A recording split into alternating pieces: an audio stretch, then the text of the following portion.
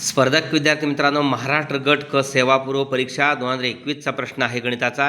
एक्सचे 12.5% बरोबर 2500चे 8%. तर एक्सची किंमत काढा.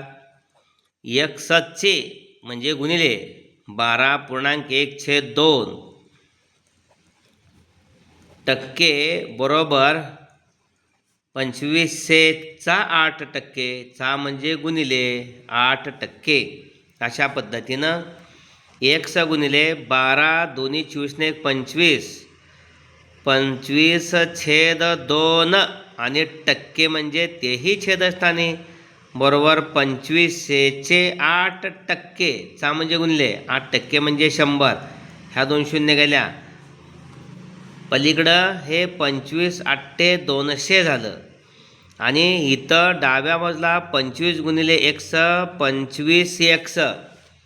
पलीकडं 25 × 200 पाठीमागं 25 गुणिले एक्स 25x छेदस्थानी 100 गुणिले 200 ते पलीकडे जाऊन हे भागिले 200 ते पलीकडं 200ला गुणिले जाणार. त्यामुळे एक्स बरोबर 200 गुणिले 200 हे 25 गुणिले एक्सला ते भागिले. त्यामुळं 25 × 1 25 × 8 200 आणि 200 गुणिले 8 एक्स बरोबर 200 गुणिले 8 8 2 16 1600. म्हणजे एक्सची किंमत 1600च असली पाहिजे.